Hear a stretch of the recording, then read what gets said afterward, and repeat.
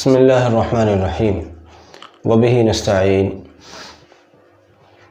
سوال جواب کے اگلے سیگمنٹ کے ساتھ حاضر خدمت ہیں۔ آج یکم محرم ہے، ہم نے بعض سوال محرم الحرام سے متعلق بھی شامل کیے ہیں، جس میں محرم کی مبارکباد دینا وغیرہ اس ٹائپ کی چیزیں بھی اس میں ہم نے شامل کی ہیں۔ تو آپ اخیر تک اگر ہمارے ساتھ جڑے رہیں گے تو انشاءاللہ کئی ایک کارآمد سوالات کے جواب آپ کو موصول ہوں گے، آپ کو حاصل ہوں گے اور آپ کو نفع ہوگا دینی علم کے اعتبار سے۔ اس لیے اس کلپ کو اخیر تک دیکھیں اور دوسروں کے ساتھ اس کو شیئر بھی کریں۔ ہم نے پہلا سوال لیا ہے، یہ کہتے ہیں کہ استنجا کرتے وقت جو پانی پیروں پر لگ جاتا ہے اس کا کیا حکم ہے؟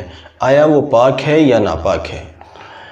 جب استنجا کرتے ہیں تو بعض اوقات بے احتیاطی میں یا جلد بازی میں کچھ پانی جلد بازی کے نتیجے میں ادھر ادھر پیروں پر لگ جاتا ہے۔ اس پانی سے بھی احتیاط کرنا چاہیے۔ بعض اوقات ایسا ہوتا ہے کہ ابھی نجاست جسم پر موجود ہے، ابھی وہ پوری طرح سے دھلی نہیں ہے، آپ اس کو دھونے کا کام کر رہے ہیں، اس وقت کا پانی جو استعمال کرنے والا پانی ہے، اس وقت کا پانی جسم پر لگ جاتا ہے، پیروں وغیرہ پر لگ جاتا ہے، ظاہر بات ہے کہ تو ناپاک ہوا۔ البتہ ایک مرحلہ وہ آیا کہ نجاست صاف ہو چکی ہے، ابھی بھی آپ اور زیادہ صاف کرنے کی کوشش کر رہے ہیں، تو بہرحال یہ جو اس وقت کا جو پانی ہوگا اس میں بھی بہرحال احتیاط کر لینا بہتر ہوتا ہے، کیونکہ نجاست نظر تو نہیں آ رہی ہوتی ہے، بس آپ اندازے سے ہی اس کی صفائی کا کام کر رہے ہوتے ہیں۔ بہرحال اس پانی سے ہر حالت میں احتیاط کرنا چاہیے، یہ ضروری ہے۔ اگلا سوال ہے، یہ کہتے ہیں، یہ ظریف احمد صدیقی صاحب ہیں بڑھانا مظفر نگر سے، کہتے ہیں کہ نئے سال کی مبارکباد دینا کیسا ہے، خواہ اسلامی سال ہو یا انگریزی سال؟ بھائی اس کے سلسلے میں ہم نے دارالعلوم دیوبند کے ایک فتوے کی روشنی میں یہاں جواب تیار کیا ہے۔ دارالعلوم دیوبند کا فتویٰ اس سلسلے میں ہے کہ اگر نئے سال کے خیر و خوبی سے گزر جانے کی دعا مقصود ہے، آپ کہنا چاہ رہے ہیں جی نیا سال اسلامی سال یا جو بھی اسلامی سال نیا مبارک ہو، اور اس سے آپ کی مراد یہ ہے کہ آپ اپنے بھائی کو اس سال کے اچھا اور خیر و خوبی والا گزر جائے اس کی دعا دینا چاہتے ہیں، یا پھر یہ کہ آپ اس لیے مبارکباد دے رہے ہیں کہ سامنے والے کو یہ پتہ چلے کہ بھئی اسلامی مہینوں کی بھی کوئی اہمیت ہوتی ہے، یا آج ہمارا نیا سال شروع ہوا ہے وغیرہ، اس طرح کا اگر آپ کا مقصد ہے تو دارالعلوم دیوبند کا فتویٰ کہتا ہے کہ بھئی اس میں گنجائش ہے۔ لیکن اگر کوئی بس وہی جو آج کل رسم و رواج اور محض بس وہ غیر اسلامی روش، اگر وہ سب مقصود ہے تو پھر اس سے اجتناب کرنا چاہیے۔ بہرحال اگلا سوال ہے، یہ کہتے ہیں کہ یوم عاشورہ کس دن ہے؟ جواب تو اس کے سلسلے میں بھائی آج چونکہ 1 تاریخ ہے محرم کی اور 10ویں دن یوم عاشورہ ہوگا، یعنی 9 اگست کو یوم عاشورہ ہوگا ہندوستان میں، اور الگ الگ ملکوں میں چونکہ چاند کہیں کل 1 تاریخ تھی، کہیں آج، جیسے پورے ہندوستان میں تو آج 1 تاریخ ہے، تو بہرحال جن ملکوں میں پہلے چاند دکھا ان کی ہم بات نہیں کر رہے ہیں، ہندوستان میں بہرحال آج 1 تاریخ ہے اور 9 اگست کو انشاءاللہ یوم عاشورہ ہوگا۔ اچھا، کہتے ہیں کہ محرم کو کتنے روزے رکھنے چاہیے؟ بھئی محرم کا نبی صلی اللہ علیہ وسلم نے روزہ رکھا۔ جب نبی علیہ السلام کے سامنے یہ بات آئی کہ یہود بھی اس دن کا روزہ رکھتے ہیں، تو نبی صلی اللہ علیہ وسلم نے یہود کے عمل سے اپنے عمل کو الگ کرنے کے لیے کہ یہود کی مشابہت ہمارے عمل میں نہیں پائی جانی چاہیے، اس کے لیے نبی صلی اللہ علیہ وسلم نے ایک اور روزے کا اضافہ فرمایا۔ اب چاہے تو یوم عاشورہ یعنی 10 محرم کے روزے کے ساتھ ساتھ چاہے تو 9 محرم کے روزے کا اضافہ کر لیا جائے، یا پھر 11ویں دن کا یعنی 11 محرم کے روزے کا اضافہ کر لیا جائے۔ بہرحال 10 محرم کے ساتھ ساتھ ایک روزے کا اور اضافہ کر لیا جائے، اس طرح سے محرم کے موقع پر یعنی عاشورہ کے موقع پر 2 روزے رکھ لینے چاہیے، اور یہ بہت ہی ثواب کی چیز ہے اور بہت ہی اس میں برکتیں ہیں اور بہت ہی نفع بخش ہے۔ بہرحال رمضان شریف کے روزے فرض ہونے سے پہلے یوم عاشورہ کا روزہ فرض تھا اور اس کی پوری اہمیت تھی. نفل ہونے کے اعتبار سے آج بھی اس کی پوری اہمیت ہے. بہرحال اگلا سوال ہے، کہتے ہیں کہ امامہ کس رنگ کا ہونا چاہیے؟ بھئی امامے کا کوئی رنگ مقرر نہیں ہے، الگ الگ رنگوں کے امامے سنت سے ثابت ہیں. آپ الگ الگ رنگوں کے امامے باندھ سکتے ہیں، سفید بھی باندھ سکتے ہیں، کالا بھی باندھ سکتے ہیں، بلو بھی باندھ سکتے ہیں. اس طرح سے الگ الگ رنگوں کے اماموں کا ذکر ملتا ہے اور کوئی پریشانی کی بات نہیں ہے آپ کس رنگ کا امامہ باندھ رہے ہیں. لیکن بس اپنے ہر عمل کے اندر اس بات کا خیال رکھنا چاہیے کہ ہمارا کوئی بھی عمل غیروں کے مشابہ نہیں ہونا چاہیے، بلکہ ہمارا ہر عمل نبی اکرم صلی اللہ تعالیٰ علیہ وسلم کے عمل کے مشابہ ہونا چاہیے. نبی صلی اللہ علیہ وسلم کی اطاعت ہمارے ہر عمل سے جھلک رہی ہو، یہاں تک کہ ہمارے امامے سے بھی نبی صلی اللہ علیہ وسلم کی سنت ٹپک رہی ہو، سنت کی ترجمانی ہو رہی ہو کہ دیکھو یہ ہے نبی صلی اللہ علیہ وسلم کی سنت. اور جیسے آج کل کا ماحول ہے، اس خلاف ماحول میں سنتوں کی احیاء اور اس کی وجہ بننا یہ بہت بڑی نعمت ہے اور بہت بڑی سعادت ہے. اللہ تعالی ہمیں اس کی توفیق عطا فرمائے کہ نبی صلی اللہ علیہ وسلم کے طریقے ہمارے ہاتھ پر زندہ ہوں.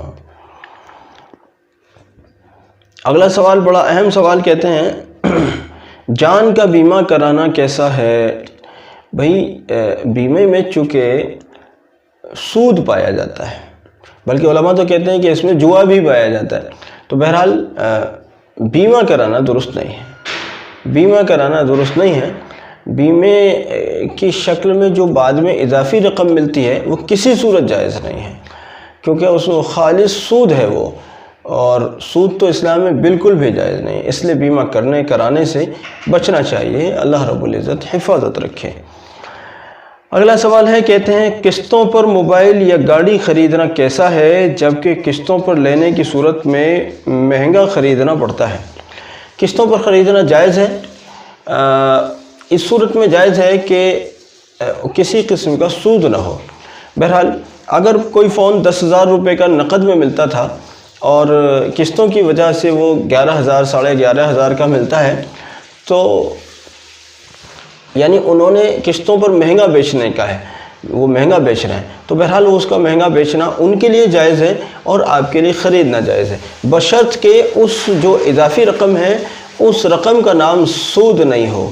اگر وہ سود ہے تو پھر درست نہیں ہوگا، لیکن اگر سود نہ ہو کر یہ ہے کہ ہم نقد میں اس چیز کو اتنا بیچیں گے اور ادھار میں ہم اس کو مہنگا بیچیں گے، تو اس صورت میں جائز ہوگا. بہرحال اگر سود نہیں ہے تو پھر موبائل کو قسطوں میں خریدنا یا گاڑیوں کو قسطوں میں خریدنا پھر درست ہوگا. اس کی تفصیل مزید علماء سے معلوم کی جائے، یا یوٹیوب پر ساری باتیں نہیں بھی کہی جا سکتی ہیں، اور بہرحال یوٹیوب پر بہت اختصار بھی رہتا ہے، کلپ بہت لمبی نہ ہو جائے. اس لیے اپنے مقامی علماء سے ضرور اس سلسلے میں مزید استفسار کرنا چاہیے. اور اگر کوئی اسی پلیٹ فارم پر اگر معلوم کرنا چاہتے ہیں تو بہرحال کمنٹ باکس میں لکھیں، پھر انشاءاللہ کوشش کریں گے یہیں پر آپ کے سوال کا جواب دینے کی. اگلا اور آخری سوال ہم نے لیا ہے کہ جی پیدل حج پر جانا کیسا ہے؟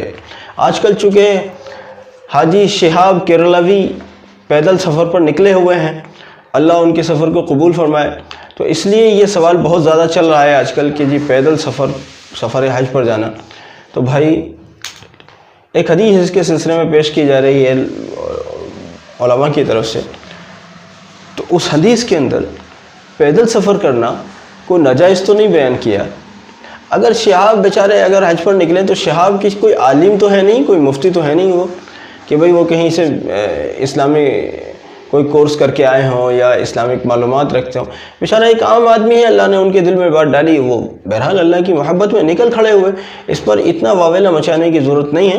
بہرحال اگر وہ سفر حج پر پیدل جا رہے ہیں تو جانے دیجئے اور اللہ تعالیٰ سے ان کے لیے دعائے خیر کیجئے. اللہ تعالیٰ ان کے سفر کو آسان فرمائے، قبول فرمائے، اور ہمیں بھی ان کی دعاؤں میں حصہ نصیب فرمائے. کوئی مسئلہ نہیں ہے. ایک شخص عاشقانہ چال چلا جا رہا ہے اللہ کے گھر کے لیے، اس میں کیا پریشانی ہے؟ یہ واویلا اصل میں واویلا مچنے کی ایک وجہ سوشل میڈیا بھی ہوتی ہے. سوشل میڈیا والے بہت سارے لوگ ان کے ساتھ نکل گئے ہیں اور بس وہ ان کی کوریج جو ہے مستقل دکھا رہے ہیں، اس سے زیادہ شور مچا ہوا ہے. ورنہ ایک آدمی اکیلا چلا جا رہا تھا، کسی کو پتہ بھی نہیں چلتا، اور بس اللہ کے درمیان ہوتا اور بندے کے درمیان ہوتا. اب اس بندے نے تھوڑی کہا ہے کہ بھئی سوشل میڈیا والے میرے گرد جمع ہو کر مجھے ہر وقت دکھاتے ہی رہیں. تو اللہ کا بندہ اپنے کام میں لگا ہوا ہے، وہ اپنا کام کر رہے ہیں، ان کو جانا ہے، جا رہے ہیں وہ۔ بہرحال سوشل میڈیا کا کارنامہ ہے یہ جو واویلا مچا ہوا ہے، اس کی ذمہ دار سوشل میڈیا بھی ہے۔ اور بعض اوقات وہ حضرات بھی ہوتے ہیں جن کو پتہ نہیں ہر بات پر کچھ نہ کچھ کہنے کی عادت ہوتی ہے۔ ہر بات پر کچھ کہنے کی کیا ضرورت ہے؟